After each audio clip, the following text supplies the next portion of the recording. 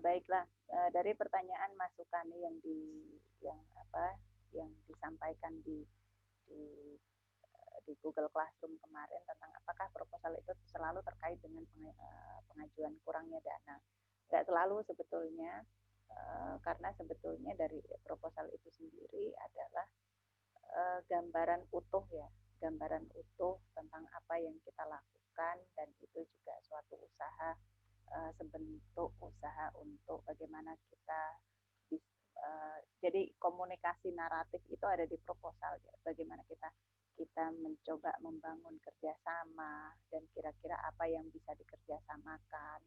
Jadi makanya kalau misalnya kita, proposal itu kamu jangan berpikir bahwa proposal itu adalah selalu berkaitan dengan dana, tetapi dari proposal itu juga wujud dari bahwa kamu punya kegiatan, kemudian apa visi misi dari mungkin kamu bergerak atas nama lembaga atau komunitas, dan visi misi lembaga atau komunitas kamu itu apa, itu tercantum dalam proposal tersebut.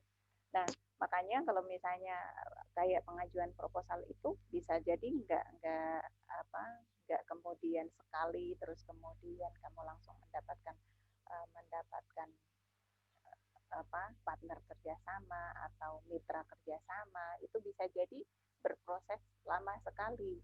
Mungkin ketika kamu mengajak kerjasama lembaga untuk bermitra dalam kegiatan tertentu, dia oke, dan kemudian bergabung. Kemudian mungkin di proposal yang lain yang kamu ajukan, mungkin kemudian itu nggak tertarik, karena mungkin kali ini kamu mungkin menggusung misi atau tema yang itu mungkin tidak berkesesuaian dengan lembaga tersebut, padahal lembaganya sama mungkin. Jadi ini sebetulnya yang berpengaruh kepada bagaimana proposal itu sebetulnya terbangun dinamika. Jadi bisa jadi mitra yang mungkin selama ini support kamu, ya kan, bisa jadi dia kemudian menarik supportnya karena mungkin kamu sudah dianggap sudah tidak lagi sesuai dengan misi dan visi dari lembaga tersebut. Makanya di awal saya katakan bahwa bagaimana untuk selalu membaca peluang-peluang strategis,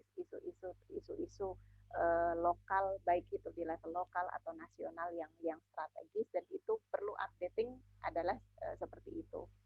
Pentingnya adalah seperti itu, supaya bagaimana itu bisa kita terjemahkan dalam kegiatan-kegiatan yang mungkin kita tuangkan dalam proposal. Karena gini, kalau sudah dalam proposal itu kan kita mencoba mengimplementasikan itu dalam proses tahapan yang real kan, itu seperti itu. Jadi bukan hanya terkait tentang tentang dana saja, tetapi lebih dari itu pun juga adalah proses sebagai bentuk usaha dalam pembangunan kerjasama. Makanya kerjasama itu tidak bisa dibangun dalam semalam. Jadi kalau misalnya mungkin kamu saat ini memulai hanya dengan satu mitra kerjasama, bisa jadi kalau misalnya ini nggak kamu kelola, ya mungkin mitra kerjasama yang sudah kamu miliki saat ini ya akan hilang gitu. Makanya memang ketika kita bergerak di bidang sosial itu sulit sebetulnya untuk menjaga networking itu tidak mudah. Dan itu memang intinya selalu saya ulang berkali-kali, intinya itu adalah konsistensi. Konsistensi adalah bagaimana mengawal ya kesinambungan apa yang selama ini kita lakukan itu dalam bentuk program-program, kegiatan-kegiatan yang real. Jadi itu. Baiklah, kita sepertinya saat ini akan beranjak kepada materi kita yang utama, yaitu kita kali ini akan bicara tentang apa namanya sponsorship ya, hal-hal yang perlu diperhatikan dengan sponsorship. Tapi sebelumnya saya ingin coba share ya, sebetulnya ada setidaknya ada 7 poin ya yang mungkin bisa kita jadikan acuan dalam strategi networking itu sendiri. Karena networking itu malam. Artinya kemudian kamu punya kegiatan sekali, kemudian ada partner kerjasama, setelah itu sudah selesai. Bukan seperti itu, tetapi artinya apa? Bagaimana kamu bisa mengusahakan bahwa partner kerjasama atau networking yang sudah kamu bangun, yang sudah kamu inisiasi itu bisa dilanjutkan dan bisa berkelanjutan. Makanya ada mungkin ada 7 poin ya tentang networking itu. Jadi kalau misalnya kamu membangun kerjasama itu, jadi yang kamu pikir itu adalah memberi bukan mengharap keuntungan, jadi membantu bukan memanfaatkan. Ini penting. Kalau misalnya kamu membangun relasi atau membangun membangun social networking yang berdasarkan profit oriented, itu lama-lama akan ketahuan gitu, dan itu nggak sustainable. Makanya itu saya selalu sampaikan bahwa visi itu adalah ruh ya, adalah spirit dari program-program sosial yang ingin kamu kawal. Jadi spirit itulah sebetulnya yang menggerakkan. Makanya saya katakan memberi bukan mengharap keuntungan, membantu bukan memanfaatkan. Itu. Kemudian yang tidak kalah penting itu adalah planning. Itu penting sekali. Seringkali kadang yang terjadi adalah bagaimana networking sudah terbangun, tetapi kemudian nggak ada planning. Setelah ini sudah terbangun networking, habis itu diapakan gitu. Jadi kematangan dalam perencanaan itu hal yang sangat penting. Jadi ada satu kata mutiara bahwa kesuksesan itu pertemuan antara perencanaan, pertemuan antara kesempatan dan perencanaan. Jadi mungkin ini tapi memang ada benarnya. Jadi sukses itu adalah suatu kolaborasi antara kesempatan dan perencanaan. Jadi ketika kemudian kamu merencanakan ada kesempatan, tetapi kamu tidak menggunakan kesempatan itu dan tidak kamu pertemukan, ya sudah nggak jalan gitu. Kemudian yang tidak kalah penting yaitu memanfaatkan suatu event atau forum pertemuan apa saja, ya kan? Itu sebagai lahan atau sumber jaringan. Maka kalau misalnya kamu mengikuti sumber atau event apapun, kamu harus punya apa? Harus punya goal ya, punya visi. Saya harus punya kenalan baru. Kemudian makanya kalau misalnya kamu misalnya ada forum-forum apa, kamu misalnya ikut dalam undangannya, kamu cari info ke panitia, ini audiensnya siapa saja yang diundang, kemudian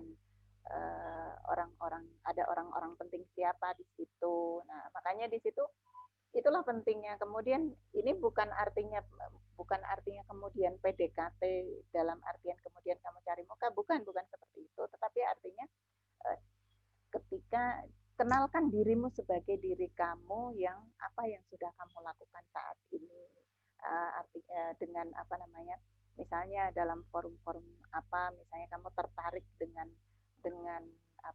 forum tersebut, atau misalnya secara personal ada orang yang kamu kagumi kemudian menyampaikan materinya, kamu catat poin itu dan kamu bisa tanyakan lebih lanjut. Artinya apa? Ini membangun impresi yang membangun first impression yang baik ya ketika mungkin pertama kali ketemu. Tapi kalau misalnya dalam forum misalnya kamu diem-diem aja, ya orang nggak kenal kamu gitu. Jadi seperti itu. Makanya dan be yourself itu penting. Jadi diri kamu, artinya kamu misalnya melakukan pendekatan dengan orang baru, ingin kenal lebih jauh, kemudian kamu tertarik mungkin dengan kegiatan-kegiatan dan aktivitas-aktivitasnya, itu bukan semata-mata kamu hanya ingin cari muka. Ini beda sekali ya. Nah, jadi beda sekali. Saya kira kamu bisa membedakan itu ya. Tetapi artinya ini benar-benar lahir karena memang ketertarikan ya, intuitif ya. Memang ketertarikan kamu dalam hal itu sehingga kamu mendekati orang itu. Orang bisa baca kok ya. Kemudian yang tidak kalah penting juga, jadi ketika kita misalnya dalam satu event, acara apa yang penting, apa yang perlu kamu cari? Mungkin kita bisa cari informasi kepada panitia, siapa saja peserta yang akan hadir, kemudian siapa strategis yang mungkin kita bisa ajak kenalan baru, kemudian kita kita pelajari, terus kita pelajari, mungkin kira-kira kita bisa mengidentifikasi bentuk kerjasama apa yang bisa ditawarkan, itu seperti itu. Makanya kalau misalnya kalau jangan hanya apa namanya, jangan hanya kemudian kamu menghadiri event yang kamu cari temanmu sendiri, ya networking kamu nggak akan meluas kalau begitu caranya. Tetapi ketika misalnya dalam suatu event kamu harus selalu acara-acara atau perkumpulan komunitas apapun, kamu harus membangun saya harus mendapatkan kenalan baru gitu. Ya syukur-syukur kalau mungkin nanti nah, ya kan kita nggak tahu ya. Jadi kemudian pada ketawa apa namanya. Jadi PDKT itu penting. Kemudian selalu memiliki tujuan atau kepentingan visioner ke depan yang selalu bisa ditawarkan dalam setiap event dengan pihak strategis. Ini juga. Kemudian thinking what you did, artinya apa? Catatlah kegiatan-kegiatan yang pernah kamu lakukan. Kemudian selalu melihat kesempatan, kemudian komunikatif dengan mitra atau yang telah dikenal dengan baik. Komunikatif itu artinya apa ya, saling sapa, kemudian paling nggak minimal menanyakan kabar lah gitu kan, mungkin minta masukan dan program. Artinya mungkin adalah yang meskipun yang di-share itu tidak mesti dalam bidikan yang sedang dikerjasamakan, tapi sebetulnya itu hanya dilakukan untuk menjaga hubungan komunikasi. Jadi itu diantaranya rahasia ya beberapa strategi networking. Makanya dan networking itu tidak jauh dengan sponsorship. Networking itu nggak jauh dengan sponsorship. Saya belum sempat buat misalnya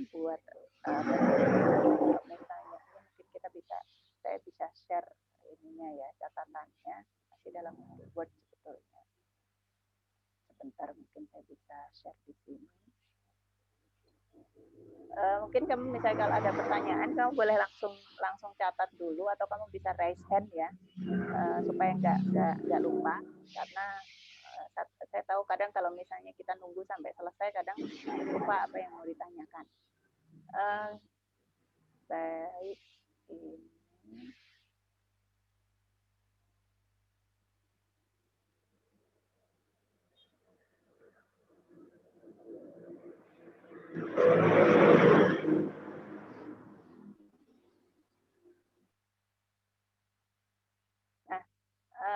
ini beberapa hal ya tentang apa namanya, apa saja sih yang perlu diperhatikan dalam sponsorship itu. Jadi salah satu perangkat vital dalam bekerja sama itu dengan sponsor adalah proposal. Kemarin kita sudah singgung proposal bagaimana yang perlu digambarkan kegiatannya apa yang akan dilaksanakan, dan proposal yang baik itu adalah yang bisa menjelaskan secara detail, terperinci dan utuh, bahkan meski tanpa penjelasan dari penyelenggara kegiatan. Ini pentingnya proposal.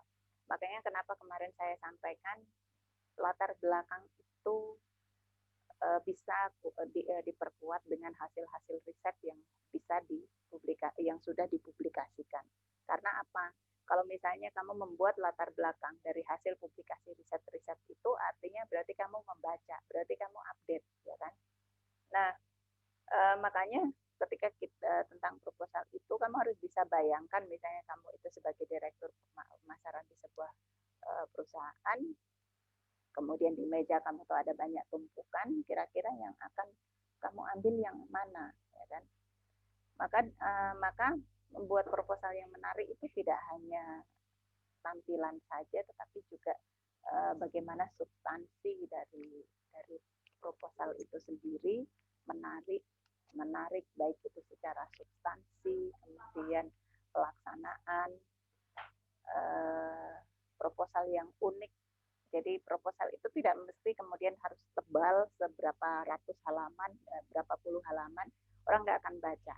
Tetapi menjadikan bagaimana informasi itu bisa kamu olah sesistematis mungkin. Jadi begitu banyak data yang kamu dapatkan, itu bisa kamu sistematiskan dalam proposal yang singkat, padat, tapi juga penuh dengan data-data yang menunjang. Makanya konsep 5W dan 1H, what, when, where, ini itu perlu diperhatikan diantaranya. Misalnya kemarin kita sudah singgung tujuannya apa, keterangan mengenai acara, kemudian kenapa ini diperlukan sponsor, media yang dipakai untuk promosi, schedule dan action plan.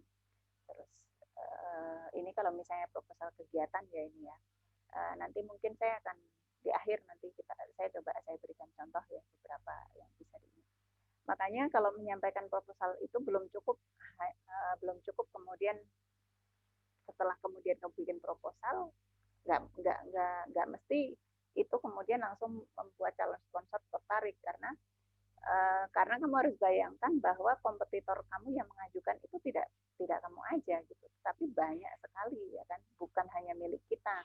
Makanya kadang ada lembaga-lembaga funding itu mereka yang bikin pengumuman call for proposal, call for apa gitu. Karena di situ nanti dipilih dari sekian yang masuk itu mana yang paling unik, mana yang memberikan sesuatu novelty itu apa, kebaruan dalam kegiatan, baik itu kebaruan dari targetnya, sasaran programnya, keunikan dari programnya, kemudian ini yang menjadi kompetisi di situ. Makanya selalu ada persaingan untuk mendapatkan kerjasama dengan pihak sponsor. Makanya kalau misalnya kamu mengajukan proposal sekali dan ditolak, jangan baper dulu gitu. Jangan baper dalam artian kalau misalnya kamu nggak terus-menerus untuk mencoba mencari, kamu nggak akan kemudian terlatih untuk membuat program yang unik, yang kemudian menarik dan memberikan novelty, kebaruan dari beberapa aspek. Nah, bisa jadi, ini makanya di samping itu juga ya kan, di samping hal itu juga ini juga berbasis networking juga, karena kadang gini, ketika kita mengajukan proposal, ada call for proposal ke lembaga-lembaga funding gitu ya kan, kita pun juga harus mempelajari ada nggak kita relasi orang-orang yang di dalamnya itu yang kita kenal misalnya kan, karena pasti ya kan, misalnya tim verifikasi dari proposal itu ada orang yang kita sudah kenal dekat, mungkin kita bisa menghubungi, artinya menghubungi secara personal bahwa kita mengirimkan proposal untuk call for proposal ini gitu kan. Karena dengan itu artinya mungkin proposal kita akan dipertimbangkan, meskipun itu pun juga tidak kemudian 100% itu bisa di-approve, bisa disetujui, karena pasti dalam hal ini memerlukan akan dilibatkan dengan beberapa tim verifikasi yang itu dengan beragam latar belakang. Tapi setidaknya ketika kamu ada yang sudah kenal, setidaknya adalah 50% keberhasilan itu sudah di tangan. Makanya networking itu penting. Networking itu diantaranya yaitu salah satunya. Misalnya kamu pernah mengerti dalam suatu forum, kamu kan bisa tetap misalnya menyapa kembali, Pak kita pernah ketemu di forum ini, ingat nggak saya menyapa begini? Oh ya, misalnya orang tersebut di lembaga tersebut ya yang kita ajukan untuk kerjasama. Saya mengirimkan ini ke lembaga yang Bapak di situ, mungkin bisa dipertimbangkan. Ini penting, artinya apa? Kamu sudah pernah keep in touch sebelumnya, jadi bukan suatu hal yang dibangun secara semalam gitu. Makanya di samping itu juga, jadi misalnya dari proposal tertulis itu, tetapi itu juga perlu ada tatap muka. Tatap muka itu mungkin kita bisa artikan di situ bentuknya dalam bentuk audiensi, ya kan? Jadi ini juga cara untuk meyakinkan pada calon sponsor bahwa kegiatan kita ini memang pantas untuk didukung, ya kan? Kemudian pantas didukung dalam artian ini kita tidak berbicara atas kepentingan program yang kita gagas saja, tetapi juga berbicara tentang seakan-akan kamu juga mewakili dengan kepentingan mitra yang kamu ajak kerjasama. Makanya itu tadi di awal saya katakan tadi, jadi memberi ya, Jadi memberi bukan mengharap keuntungan. Jadi ketika audiensi pun kamu juga harus harus mempertimbangkan bukan hanya kepentingan saya saja, tetapi juga kepentingan mitra yang kita ajak kerjasama. Sehingga apa? Ada visi yang klik di situ sehingga bagaimana mitra itu merasa bahwa kita nggak egois untuk memikirkan lembaga kita sendiri, gitu. Kemudian di antaranya yang perlu dipersiapkan, misalnya kamu mau melakukan audiensi itu buat janji dengan calon sponsor atau calon mitra, jadi usahakan bisa bertemu langsung dengan pimpinan lembaga, perusahaan atau yayasan, ya kan. Kemudian kuasai bahan dan kemudian yang terpenting juga bersiap untuk menerima penolakan atau kritikan sebelum mendapat sambutan positif. Ini penting. Jadi kalau sudah proposal kamu sudah ditolak atau membuat kritikan atau apa, jangan baper dulu. Jadi karena apa? Ketangguhan itu dibangun setelah penolakan-penolakan itu, dan pengalaman itu terbangun pun juga karena proses dari penolakan-penolakan tersebut. Kemudian diantara yang perlu datang tepat waktu dan juga lakukan komunikasi informal, sampaikan identitas organisasi, dan yang terpenting juga misalnya kamu bicara tentang komunitas dan sebagainya, punya kartu nama. Ini penting loh kartu nama ini. Berlatih sebelum presentasi, berpakaian rapi dan pantas, kemudian berikan, jadi proposal itu jangan kamu pegang sendiri, tapi juga orang-orang yang hadir di situ juga kamu berikan kopiannya. Kemudian bagaimana menyampaikannya, singkat, menarik, padat. Jadi presentasi itu tidak terlalu detail, karena yang detail sudah ada di dalam catatan. Makanya ketika presentasi sebaiknya lebih ditekankan lebih kepada bagaimana gestur kamu menyampaikan, jadi lebih kepada bagaimana personal approach, ya, pendekatan personal ini bisa kamu tampilkan dalam proses presentasi itu. Kemudian menitik beratkan pada kepentingan pihak sponsor daripada kepentingan diri kamu sendiri. Makanya tadi saya bilang, jadi kalau misalnya kamu hanya berbicara tentang lembaga kamu, ya kamu sudah, ini cuma mau cari untung aja ini, kan seperti itu. Tetapi artinya bagaimana kepentingan lembaga sponsor itu kamu akomodir dalam program yang ingin kamu tawarkan tersebut. Kemudian yang terpenting, tinggalkan nomor telepon yang mudah dihubungi oleh pihak sponsor. Jadi ini sering kali terlupa. Jadi ini nggak terlalu penting sepertinya, tetapi ini penting. Jadi tinggalkan nomor telepon yang mudah dihubungi, kemudian tanyakan langsung kapan bisa di follow up, kepada siapa Anda menghubungi. Ini penting, makanya minta nomor kontaknya langsung. Jadi ini yang beberapa hal yang perlu kita perhatikan ketika kita menindaklanjuti dari proposal yang kita ajukan, atau misalnya ajakan kerjasama kepada mitra yang ingin kita ajak kerjasama. Jadi ini beberapa, nanti mungkin saya akan share ini, mungkin nanti akan setelah ini saya share yang hal ini. Jadi mungkin saya cukupkan ini tentang sponsorship, ya. Jadi artinya apa? Sponsorship itu bukan melulu tentang tentang kita